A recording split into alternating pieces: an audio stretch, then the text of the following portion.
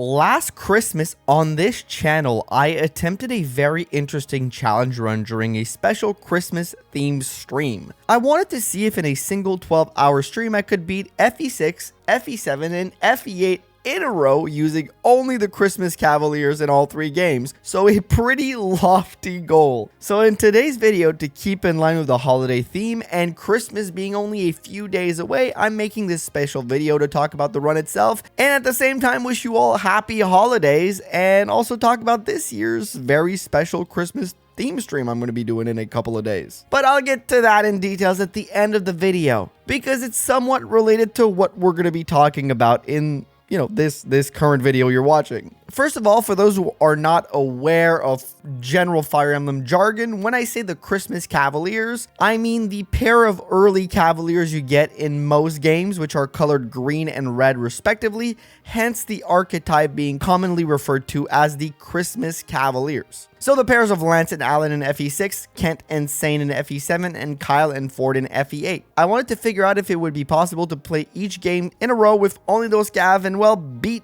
each game in a row. The main reason I wanted to do this challenge is because, well, first of all, I love to challenge myself in Fire Emblem. It's always fun to create cool, weird challenges in strategy games, at least for me it is. And I was also pretty confident it was achievable for me, given most of my channel is based around playing FE8 with one unit, doing solo runs. And earlier that week, I had finished my solo runs with both Kyle and Ford individually. So in my head, at that point, duo runs would seem like a logical thing to try, and they must be a little bit easier, right? Well, how about we find out if it's that much easier, like right now? The way I decided to start this challenge is by playing through FE8 first. The reason behind that decision is I've played through FE8 a million times, and it's the easiest of the 3 games, so logically speaking, with the general ease of the game and my experience in this game, I should be able to save a lot of time to reserve to the other 2 games, which are longer and a little bit harder, both of them. Another thing to note is I'm going to try this challenge on the hardest vanilla difficulty each game has to offer. So no weird lunatic patch or anything, just good old simple hard mode. I also decided to switch both Cavs for the first 2 units you get in each game, one usually being your Lord and whatever other character comes with them. That way I can simply deploy these 2 and have one of them to seize whenever you need to do Lord things with the Cavaliers, such as seize. So it can be done with one of the 2 Cavaliers. This allows me to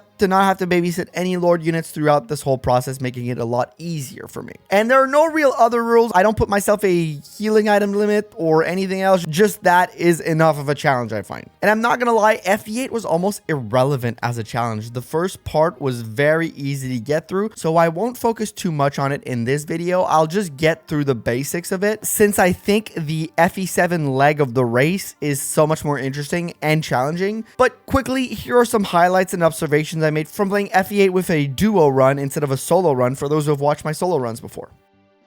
The first thing that stood out to me is it actually took longer than I had initially anticipated. When I make solo runs, it takes me about 3 to 5 hours in real life time, even sped up at 3 times speed. And in this run, I will also be going at 3 times speed in every game to save some time. That's how it's so doable, is because you can go really fast with the speed up function on the emulators. So obviously I thought having a second character could at least cut back some of that time, given I could split them up or even take care of route maps a little bit more effectively. But this ended up taking me about 4 hours and 50 minutes of real life time, which was much higher than anticipated. I was really hoping to get that down under 3, but unfortunately was not the case. And there are a few reasons why that is. First off, just manipulating another unit on the map takes a little bit more time on my end as the player. But more importantly, splitting the experience makes each unit less powerful than in their own solo run. So that brings a few problem maps where I end up having to reset a few times. The main example here being Chapter 16, where the long range mages are pretty powerful. And there's a bunch of powerful promoted units that did cause me a few game overs because Kyle ended up being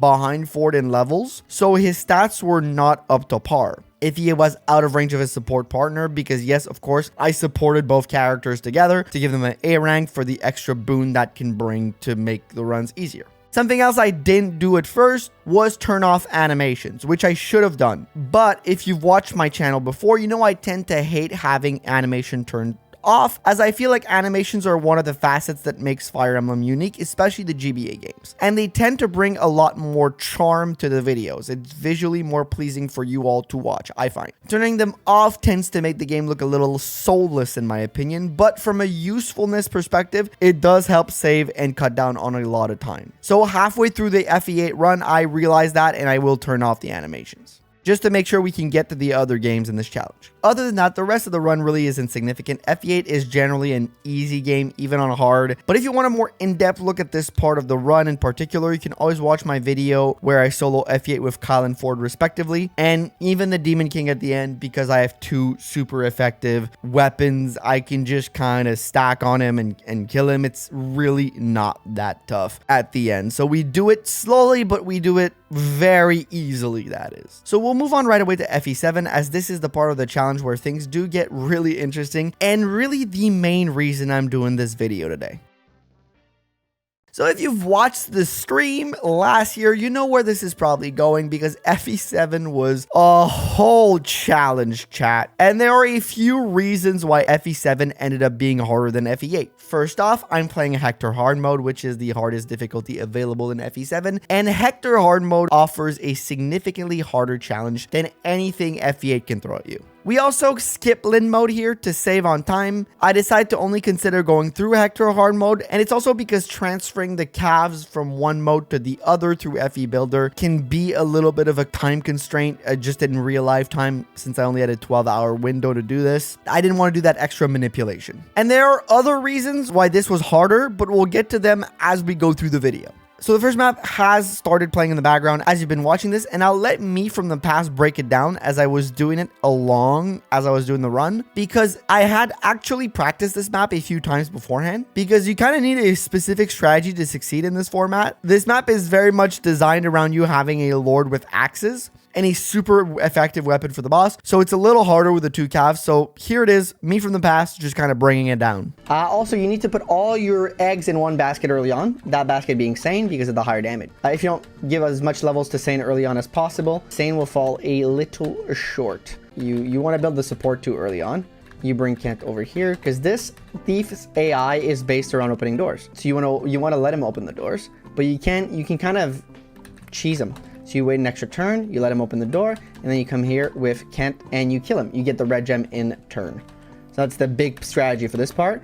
Then what you want to do is you want to wait, because you need Kent to come back here. Yeah, you want Kent to come back here. The thing you want to do here, we're going to use rescue as a strategy. Hit that. You get your level up. Good job. We need strength. Strength is literally all we need. Well, maybe a little bit of speed. So you want to drop Sane here. You want to drop Sane here. What you're going to do here next is you use your key. I have door keys on Sane for this map in case the thief wouldn't do his thing. Then I put him here. All right. Now that Sane is here, he's going to stay on the pillar. You bring Kent down here because Kent can't really do much right now. So you want to dodge. You want to get those dodges. You're hoping for those dodges. You need some luck on your side for sure. And we're getting it. So that's great. Sane gets to kill. And then Sane's going to be able to kill the archer pretty easily. Pretty handily at that. So what we do here... attack this archer. We're going to attack him twice. Then we're going to kill him. Then Sane gets the kill. You're going to want the next potion. You didn't go with the join loadouts? Yes, those are the join loadouts from Hector Hard Mode. In Hector Hard Mode, Sane and Kent each only get a single iron weapon with the javelin. That's only in Eliwood's mode or normal mode. In Hector Hard Mode, I believe there's no javelin. And then you put this guy here. Oh, I should have built the support before doing that. That's my B. Okay, so I should have built the support before doing that, but it's fine. I'll bring this guy back. Let this guy attack. Okay, we're doing good. We dodged. And then we can do this. Okay, then we get an extra level on him, and we get oh, we don't get an extra level. We did already get our extra level, but we do get an extra vulnerary. And then here, what you want to do, you want to heal, and here you want to build your support. Usually, I build it. Last time I built it before the second guy because it's just quicker.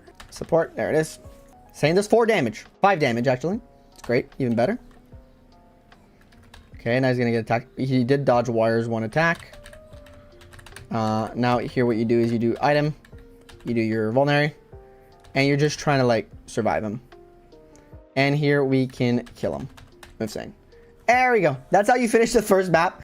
So as you can see, I was very prepared for this map particularly, because I had a sneaking suspicion, as I said earlier, it could have been impossible. Happily for all, I was wrong, but I'll be honest, I didn't plan much further than that, and maybe I should have planned more than that, because the next map proved to be an immediate challenge. Even with Sane having a few levels and a C support between him and Kent, their dodge rate isn't fantastic yet. But yeah, here's a short compilation of all the time we've had to reset because Kent or Sane died.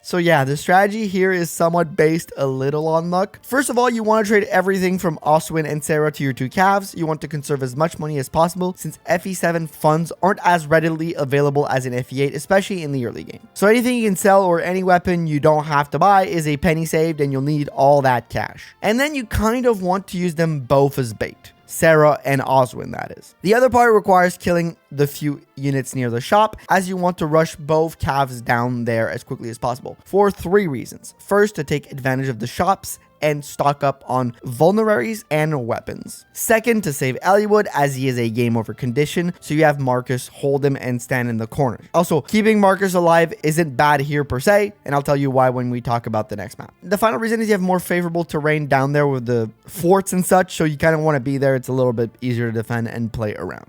So the first bit will require lucky dodges, but with trading around and equipping the right weapons for the right job, it was doable. And you saw earlier, I failed a lot here, but eventually we managed to figure it out and leave this map with the secret book and a bunch of vulneraries. But it did take me a lot of time. And as the third map plays in the background, I'll get into why having Marcus alive early on is good. Oh, by the way, the third map is super important and also quite challenging, but our Saint at this point has gotten some really good level ups and is starting to really pop off, so we love that for him. But Marcus being alive at least for the first few chapters is good because he can kind of act as a mule. Since in FE7, unlike in FE8, you don't have access to a convoy directly through your lord, which does make the game significantly harder because you have to prepare your inventory very carefully before every map to make sure you simply won't run out of items. And early on, you don't get access to battle preps right away, so it does end up being useful having Marcus there to just hold on to a few items, keep them safe, and trade some vulneraries if need be. You only get access to supply once you recruit Merlinus, who can technically be recruited by visiting the top left side village, which triggers a guidance chapter on this exact map, and you get him once you beat that guidance chapter. But here I won't be doing that. I will skip the top village for the bottom village instead for 2 reasons. First off, the goal is to beat the game as quickly as possible, so adding in extra guidance chapters is going to be extremely bad for my weapon uses and my inventory in general, since reminder that in FE7 I have to buy weapon on the map directly. There is no preparation or overworld map, it just has to happen on the map, so my inventory will be much more limited and I have to be much more careful with it. On top of that, to be able to use a supply in this game, Merlinus needs to be alive and deployed, and this game is filled with reinforcements from behind, making keeping him alive on most map a little tough, especially for this type of run. And B, you also need to be right beside him, and he can't move, which in 99% of the cases you won't be beside him, so his only real use case is to drop off item instead of discarding them when you have too many items in your inventory and an enemy drops one or something.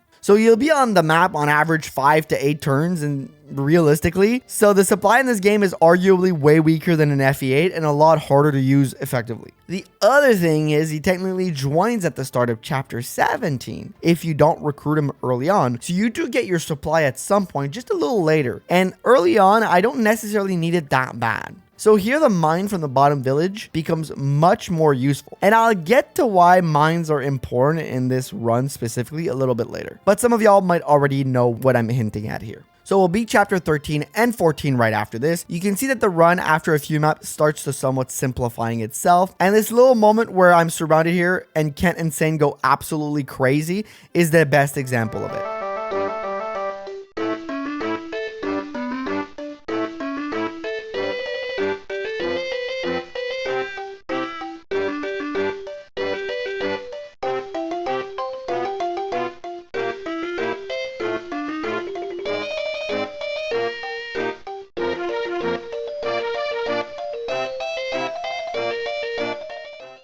And from this point forward, even chapter 15 ends up being a breeze, even though I don't handle it in the best way. I was trying to go for the boss kill since he drops a dragon shield, and stat boosters in Hector hard mode tend to be few and far between and usually require stealing to get, and we won't be able to do that here. So getting any of them you can is a boon. But here we don't get that lucky and end up wasting some uses of our weapons when realistically the best strategy would have been to just stand on the throne and wait it out with using no weapons. But we don't do that here. Then comes chapter 16, where our main goal is to go save Lynn and go grab her so she doesn't give us a game over, all the while selling as many useless items to maximize money and then buying as many lances and javelins and swords as we can. This really is the hard part right now, just the inventory and money management of it all. FE7, much more complicated than FE8 in that regard. And you may notice that I'm starting to zoom through all of these maps in terms of explanation. And this is normal because the important bit I want to get to in this video are mostly situated in the mid game and the end of the video. But before we get there, we have to talk about little things each chapter because there are significant milestones and challenges that people would expect out of FE7 that I do have to mention. So we'll talk about chapter 17, where Merlinus finally joins us for the first time. But the most important part of this chapter is that we will get our first night crest, which will allow us to promo Sane right after this, who hit level 20 on this exact map. So that's great. We have to rush the chest room in the back of the map because there are thieves that spawn in the room right in front, and promo items are also few and far between in Hector hard mode. So getting them ASAP is super necessary. It won't prove to be too much of a challenge, as the usual strategy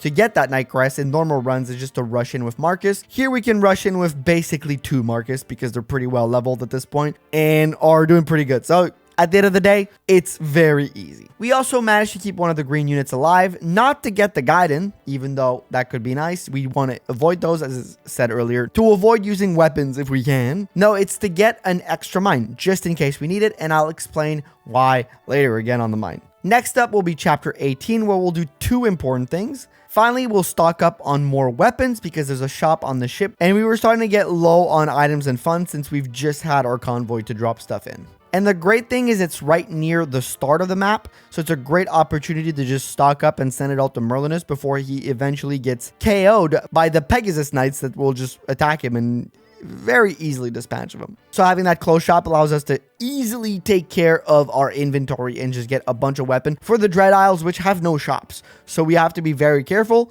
and stock up now so we don't get caught in a soft lock type of scenario. Because yes, you can technically get soft locked in this run at any moment if you run out of weapons. So you have to be cognizant of that. The second thing we'll do here is we'll rush the boss to save on very important weapon usage. If we can kill the boss here, we don't have to survive the 7 or 8 turns or whatever turns there are. It ends the map directly, so it's the less weapon usage on our end. So we save on those very important weapons.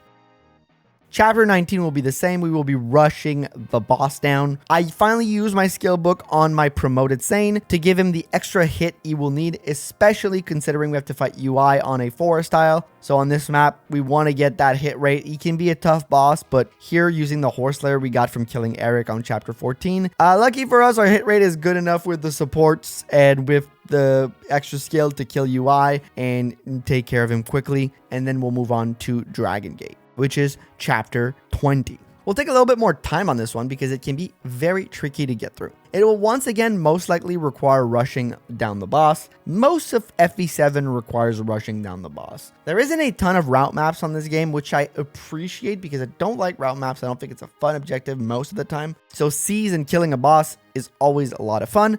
The thing is, on Dragon's Gate, you're forced to bring all your lord, and since in this file, only Hector has been written over with Kent, it means that both Eliwood and Lynn, who have both been untrained, are force deployed, which also meaning having to protect and babysit them. And you'll guess you can't just leave them at the start because at the start of turn 8, Pegasus starts spawning near where you start. So you need to move them with you and just be very cognizant of where they are positioned. But luckily for us, it takes 8 turns for Merlinus to essentially get TKO'd. So we get to grab a few items that will drop from enemies on this map. So it is going to help our economy a little bit and just allow us to get a few more powerful items and useful items such as the elixir that we get from Maxime. The one problem is that if you wait too long, tons of mages and knights start pouring through the left-hand side at the top. And there's a chance you start running out of weapon usage. So running all the way around through the broken wall isn't a great option. You can do it. I don't recommend it because I tried it and it failed, which caused me to have to reset our first attempt. But in our second attempt, I did bring a door key, which we had gone earlier in the game, and just go right down the middle to reach the boss. This chapter does also have a few chests, which you might want the items in them to help the economy. But here for this run, none of them are useful, again, other than money purposes. So I don't end up opening any chests or killing any of the thieves after they've opened the chest to get the loot. While I could have taken a few extra turns to do that, considering there's a blue gem, I decided against it because both Lynn and Elliewood were under fire when I was near Darren, and risking a game over here would have just slowed us down. And honestly, other than money purposes, there wasn't a lot here, and there's a few items we can sell that can help our economy, especially in the coming up chapter 21, which is filled with stuff to just literally sell for this run, and full of shops too. So we decided to end it quickly, but alternatively, there are a few ways to handle this map where you can maximize the money you get out of it. And again, the economy and the inventory management side of this solo run is one of the hardest aspects to think about, especially when you're used to playing FE8 over and over again, where it's pretty much a brain dead thing to think about. Here, we don't get so lucky. Chapter 21 will be interesting as Elliewood is once again force deployed, and it is a Fog of War map. We love Fog of War. Jeez, I love Fog of War. So there's a lot of running around, but luckily for us, we have Sane, who is absolutely insane. Cue the drums. See, that was a little pun for you. You should like the video for the pun, you know, even if you don't like puns, because puns are actually great. But anyways, I digress. He can pretty much solo this map. We'll also take some time to grab most houses around and do some shopping, as we have some time to do that, to buy more items, to buy more potions, and to buy some more javelins, just any weapon that we need for this run to go smoothly. Since I don't think there's any great shops going forward. Most of the shops going forward are either hard to get to until later in the game, or just don't have the best equipment. So this is kind of the best map to start just loading up, especially following the Dread Isles, where you use a lot of the equipment and then you're left with very little after. Then chapter 22 comes around, and this one is once again very annoying because we need to protect Niels, who is stuck in the back room, and you've guessed it, the other lords are once again forced deployed. This is why FE7 pisses so many people off. There's just so many people to babysit all the damn time. The map also has 2 chests that contain a Brave Axe and 10k gold, but the most important thing this map has is the second Night Crest. But you have to kill the boss to get it. It is a survive map, but once you kill the boss, it ends right away, kind of like Pirate Ship earlier on. That will be our main objective. It's going to go kill the boss. But we have to keep the unmovable Niels and our shitty lords protected. So how are we going to do that? It's going to be a little bit more complicated here. Well, first, we rely on Sane's, once again, insane. Cue the drums.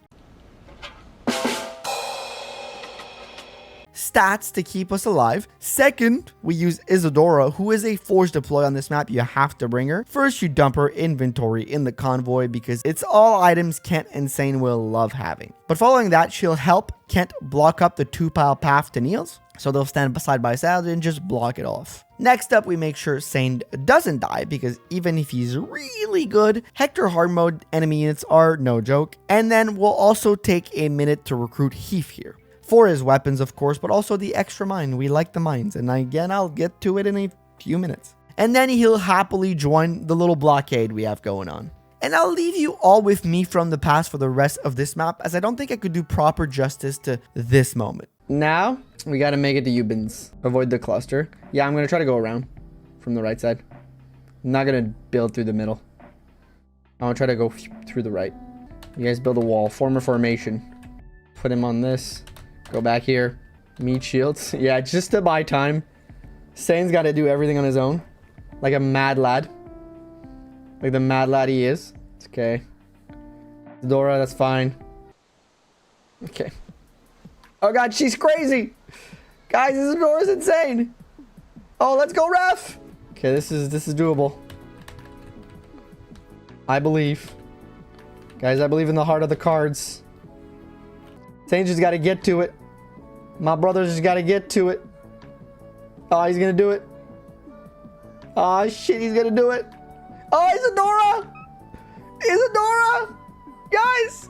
Leave a like for Isadora. She's doing it all on her own. Oh, she's dead, but it's okay. She held on long enough. She held down the fort. Oh, she held down the fort. Let's go, Ref. Let's go, my boy. Just heal yourself, Kent. Just heal yourself. Just heal yourself, man. Gotta put Elliowood in the way.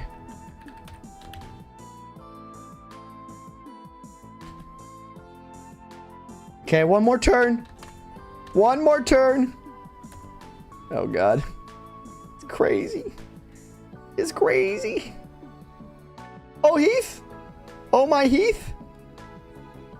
Oh, Kent, you beautiful beaut. Oh, my God. Okay. He held down long enough. He held it down for us. Oh, my God, Raf. Is this it? Can we do this? Oh, my God, we can. Okay. We can. He drops it, right? I'm not crazy. He does. Okay. Guys, let's go! Let's go! We fucking did it! We fucking did it! All right, let's go.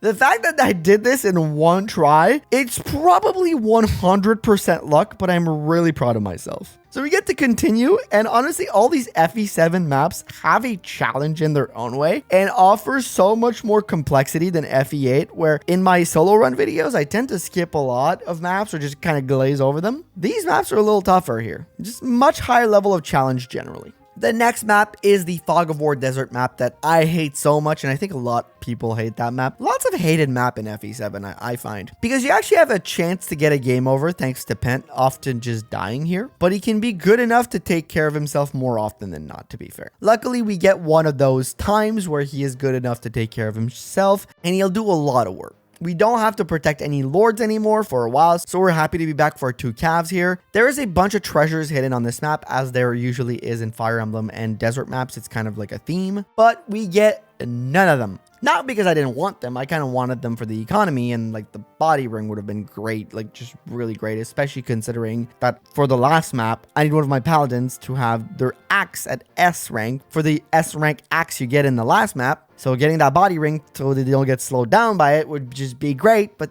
Pent just decides to kill everything. So yay, I guess. It'll be for another time. It's okay. We have an opportunity for another body ring in the Ostia defense chapter. So it's all good. We have a backup. It's all good. Great. 2 body rings would have been better, but you know, 1, it'll be good enough. So it's a little quicker than expected. And even the following map, chapter 24, can be a pretty quick map because it's again a kill the boss map. Yes, Lloyd is a little speedy and can be a tough kill, but he does run right up to you if you are in his range. Which is a lot of bosses, by the way, in FE7. There's less boss that just stand unless they're like protect a spot. They move a lot more, which I do appreciate, but I also do sometimes not like. Here I appreciate it. But it can be taken care of pretty quickly. And I'll once again let me from the past take this over. Okay, we might have to reset because I fucked up, but I have a strat. Oh. And the strategy was, of course, critting, guys. The strategy was, of course, it's critting. It was critting. That was my strat. Crit. That was literally my strat. Yeah, we got lucky here, but hey, sometimes you take some of the luck and you move on. Chapter 25 isn't too hard either, given that our characters are getting better and better very quickly, but it is reinforcement galore. So we do end up having to reset it once because we get very close to running out of weapon uses because of the sheer amount of units that are thrown at you, and they're very hard to just skip. Kind of just have to fight them, even though the goal is to grab each of the castles. Can't really grab the castle without going through walls of cavaliers, unfortunately. So I rethink my strategy and I prioritize high amount of use weapons such as Iron Sword and Iron Lances over the usual hand axe and javelin that I do use because they have twice as much usage. So it's just a little bit better and it allows me to kill more units. I don't have the 2-1 range, but in this case, we prioritize high amount of usage and it works. We get through the map and we get to chapter 26, where I'll stop and talk about why I wanted the earlier mines. At least 2 of them were needed for this one. That is because we will be using, as some of you have may seen coming, the enemy control glitch for this run. It is a very commonly known glitch and it will allow us to get Vida's spear. Or as it's more commonly known, the Uber Spear. I should have really just named it the Uber Spear. It's such a cool name. Anyway, basically, this spear was added to the game to grant Vida as a boss insane stat boosts, so that the player would want to avoid fighting her at all costs. kind of added as a deterrent for this map only. She loses it later when she joins you. But thanks to a little glitch, it is possible to grab that spear. And before I break down the how, I want to give my reasoning behind grabbing the spear, since it's really just an insurance policy for the run. You see, in FE7, you don't get a plethora of super effective weapon for the final boss. You simply get those the lords can yield, and none of my characters are lords, so they can't yield them. While the other unique weapons that are dropped at the last chapter have great stats, they don't have super effective damage against dragons. And the final dragon, as you can see here, on hard mode has 40 defense. Just some quick math will tell you that we will not be doing a lot of damage to that guy. So there is a possibility that with the weapons we have, the final boss might be impossible or very close to impossible. So in comes the Uber Spear, which would give us increased stats and a chance at maybe beating the run, allowing us to have a little bit more strength and stats to just kind of survive it. So that's why I grab it, simply as a break glass in case of emergency type of weapon. I will not be using it outside of that. I just want to have it in case I'm in trouble. It's just to cover my bases for the end, just to make sure we're kind of like, if we do arrive at the end, we don't have to be like, oh, let's reset to see if maybe if this will work. We just kind of be like, okay, it doesn't work, it doesn't work. So to grab it, it's actually not that tough. It just takes correct timing and placement. First off, there is this shaman with a droppable tome right on the left side. And he's the reason we can do this. He's the real hero in this whole scenario. The first real step is to understand enemy priority on this map, and it's pretty simple. Vida, being the boss, moves first if you are in range of her. Then the next enemy type to move is bandits. Bandits have the priority in this map. There's a bandit near the group where the castle is, which means that putting our weak Lyn in range of him and having her place the mine down where he can walk on it, we can kind of lock in the first movement of the map. Then once all our other units are moved, we end the turn. Here is the important part. The moment the bandit walks over the mine and the little flame animation pops up, you want to instantly reset your game. You want to be precise about that input. It has to happen as the animation comes up. Then once you resume the game, the animation will replay, and here you will have, weirdly enough, control of the enemy units. I don't know why that works the way it does, but I guess that's why we call it a glitch. So that is essentially how you do the enemy control glitch. You have to do that twice, because you first want to move Vida all the way to the castle, and then the shaman with the droppable tome as far as he can go. Then you end your turn. The next thing you want to do here is once again rinse and repeat, baiting the bandit into your second mine, but be careful because Vida is closer now, so she might attack if you are in range. So you want to be just out of her range. Then you end the turn and reset once again when the bandits walk on the mine. And here you once again have the enemy control, where you take Vida, bring her forward, and then bring the shaman to trade the tome. And there you go. The shaman now has a droppable Uber Spear, which when equipped by a person who can use lances, carries the bonuses with it inherently. It doesn't show in the description, but it does do it. The reason why this works, I think, is because the droppable item is tied to the unit and its last inventory slot, instead of being tied to the item itself. So if you replace that inventory slot, that last one where there's a droppable item, it will switch whatever you put there. Anyways, you can end the turn here, kill the shaman, get the Uber Spear, and then I hold up on the right side near the woods, holding onto the Lord here because once again they are force deployed. So I have to be careful to keep them alive, but I go to the left and use Pent and Louise as, bait to avoid some damage. They do survive a really long time too, by the way. By the way, when you do the enemy control glitch, you could basically force all enemies to discard their entire inventory. But here I don't do that because the only reason I end up doing the glitch is for that Uber Spear. And I want to avoid using glitches to win as much as possible, unless it is impossible for me to find another way around. So that is why I don't end up making the map very easy for me, and for that matter, a bunch of maps. But nonetheless, we finish it and we move on to the following map, which is chapter 27. Which ends up being quite easy. The biggest challenge is the 2 Purge Tomes on the match, which are long range and can damage a lot. But, luckily enough, our Sane just does a lot of good dodging. And we also recruit Harkin on this map to grab his Brave Sword and also get a Speed Wing from that one general, which is a useful stat booster to have, we could say. We could have also gotten a Talisman from the Thief if we had just been a little faster on bringing Insane up there. But alas, we missed on it. But that is something to keep in mind for later. But we make it through with quite enough ease, and then we move on to the infamous Chapter 28, Battle Before Dawn, where Zephiel alone can cause game over after game over after game over after game over, because this game is truly a plethora of well-designed maps that don't make sure the player wants to rip his hair out half of the fucking time. If you could not read the sarcasm in my voice, me and FE7 over the past 2024 have had not a good year. We've not had a good year, me, in that game, but it's okay. I'll put my personal feelings aside. But luckily, we have a lot of movement, so we can get to them pretty quickly. We will unfortunately run into some game overs here and there, whether those are from Ursula, because yes, she starts moving on turn 12 or 11, I can't remember, and her long range damage is pretty hard to survive, especially for Zephiel. Or just from our Kent being a little weak at this point, because a lot of the XP has gone to Sane, and we have to split it. He's been a little bit behind at this point, unfortunately, but we'll talk about that in a few minutes. Other than that, this map causes a lot less challenge than I had first anticipated, but our main concern is just zooming through the right side, since you get a door key from that side and can rush down pretty quickly. Usually Jafar can take care of himself on the left, but sometimes he doesn't hold out for long enough, so there is some RNG required here, unfortunately. We also have the Brave Lance and boots that would be a nice pickup here, and they can easily be acquired actually by simply killing the thieves as they walk past in front of you, because they usually will walk very close to you. In this final attempt, I'll miss out on those just due to unfortunate errors by me. At this point, I was kind of rushing since I was getting very close on the timer, and I wanted to at least finish FE7, knowing with the time I had left, FE6 might actually not be possible at this point. But, you know, we complete Battle Before Dawn. It was much easier than I thought it would be, and the place where things will get extremely complicated is Chapter 29, Cog of Destiny. And I won't sugarcoat it. I won't build up the tension. This is where the run essentially dies. We get soft lock out of this map. The reason is this map is filled with magic users, and while we can somewhat take care of those properly by standing on wood tile or different forts that are on the map, that would not be too much of a problem.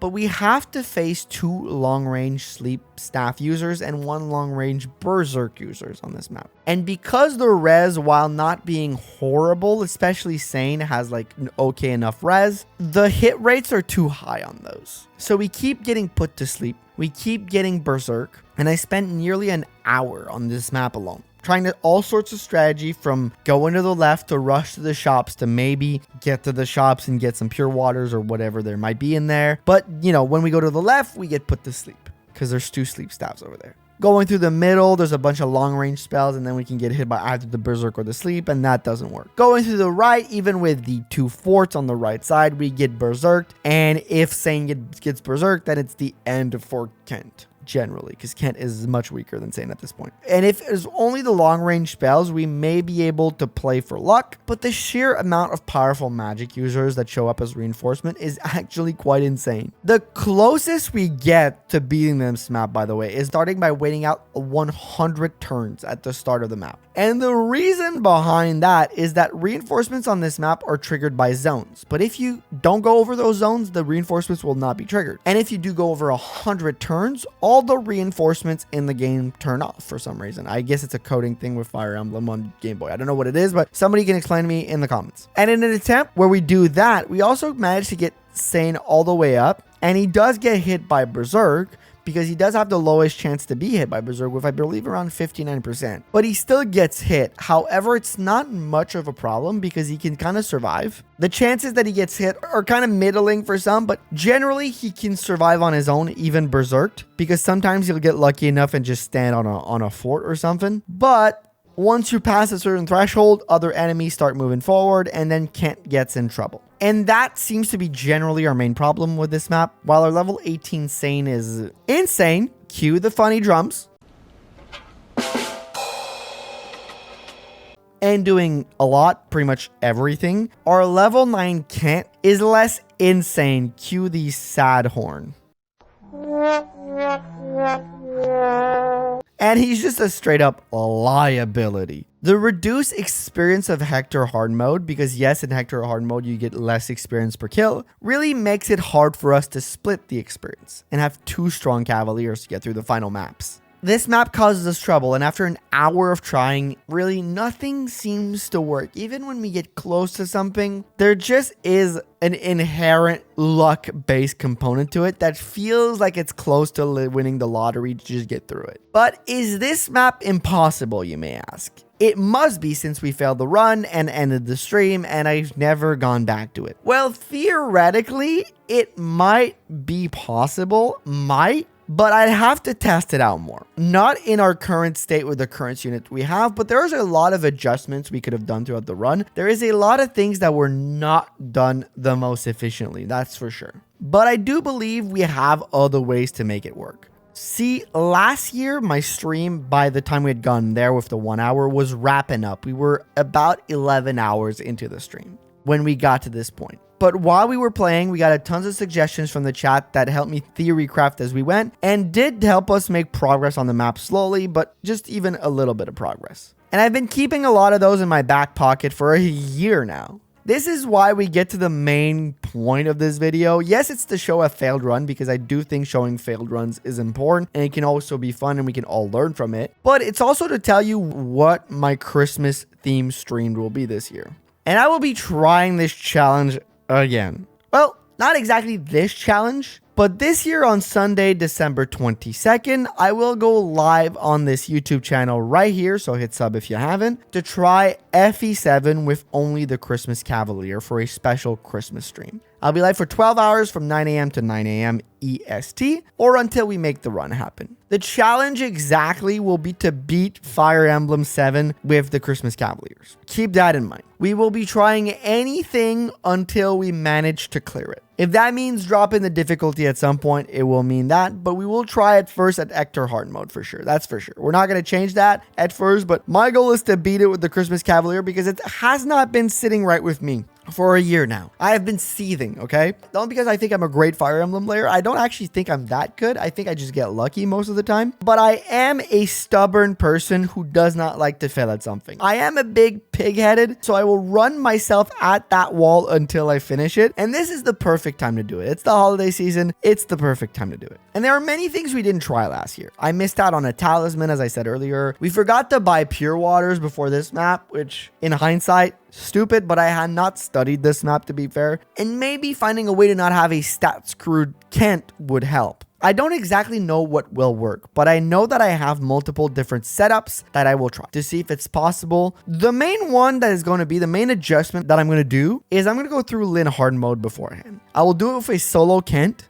and then have him join later in the place of Lynn when we get to Hector hard mode. The reason for that is you get a bunch of good things that will help Kent out for Hector hard mode, and having him pro mode before will help him have some solo XP, and then Sane will be able to get solo XP from the early parts of Hector hard mode, which theoretically they'll both be a higher level. At least Kent will be a higher level when we get to that chapter. And we might have an easier time then. Or maybe I'll force myself to use the Uber Spear for this chapter specifically, at least to give me extra rest to survive the Berserk Staff. There are a few strategies I have thought of, but we'll see if it actually all comes into play this Sunday. Overall, this map ended up being painful, mostly due to the Kent being so weak, so maybe getting him a little bit better will be super useful. I really am motivated to overcome this challenge, and maybe I'm crazy for thinking it's possible, because even beyond that, the final map and the final boss might be impossible too. So we still have that to deal with. Theoretically possible, but we'll see when we get there. We'll cross that bridge when we get there. But I do want to try again, and at least if I fail, let it be on the final map to something that is not just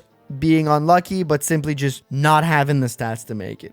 But I think trying crazy impossible runs and having chat weigh in on what I try to do is always a fun thing to try, because it's always just such an enjoyable moment of community sharing. And maybe sometimes we get to pull off some miracles. And either way, I do hope to see you all in that stream, and let me know in the comments if you think it's possible or not, or if you have any tips of things I may have not taken into account to make all of this run fully possible. Who knows, maybe on the 22nd, we could all notice a Christmas miracle together. Thank you all for watching this video. I want to wish everyone a happy holiday season and a Merry Christmas to all those who celebrate it. If I don't see you during one of my last 2 live streams of the year, because I will be live on the 22nd and 29th respectively, I wish you all a happy new year. Just in case I don't have time to release another video this year. Hopefully I can, but maybe I won't have the time, okay? I have a busy schedule. Thank you to everyone who watched this video, and thank you to all my members for the support, and a special shout out to all the tier 2 and 3 members, those being Brawler456, Forgotten Fox, Equip My Gameplays, Hirame, Case,